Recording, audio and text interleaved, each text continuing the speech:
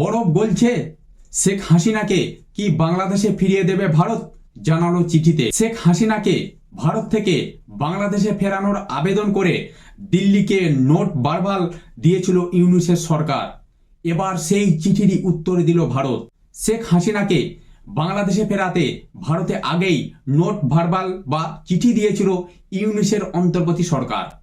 প্রত্যার্পণ চুক্তির আওতায় শেখ হাসিনাকে ফেরত চেয়ে গত 23শে ডিসেম্বর দিল্লির বাংলাদেশ হাইকমিশন থেকে ভারতের বিদেশ মন্ত্রকে কূটনৈতিক নোট পাঠানো হয়েছিল।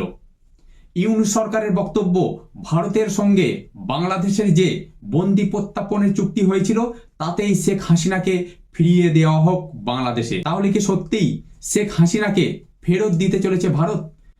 দেখুন, এবার সেই চিঠিরই জবাব দিল ভারত। এখানে বলতে চেয়েছে, সাপ্তাহিক এক ব্রিফিংয়ে ভারতের বিদেশ মন্ত্রকের মুখপাত্র রণধীর জয়সওয়াল বলেন, এক সপ্তাহ আগে শেখ হাসিনার প্রত্যার্পণ নিয়ে বাংলাদেশের বার্তা পাওয়ার কথা জানিয়েছিলাম। ওই প্রাপ্তি শিকারের বাইরে তেমন কিছু বলার নেই।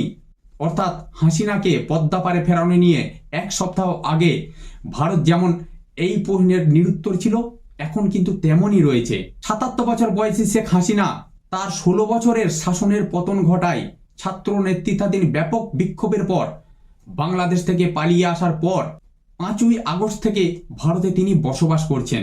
হাসিনা বর্তমানে মানবতা বিরোধী অপরাধের অভিযোগ সহ তার শাসনামলে প্রাণহানি সংক্রান্ত একাধিক মামলার মুখোমুখিও হচ্ছেন।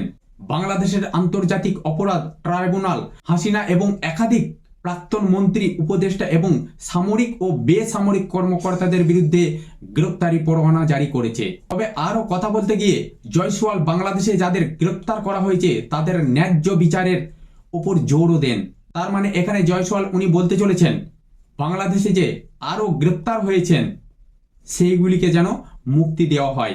যেমন এখানে চিন্ময় কৃষ্ণ দাসের জামিনের দাবি খারিজ হওয়া নিয়ে প্রশ্ন করা হলে এমইএ মুখপাত্র বলেন, আমরা আগেই বলেছি ওই ঘটনায় যাদের ধরা হয়েছে তারা সুবিচার পাবেন, বিচার ন্যায্য হবে।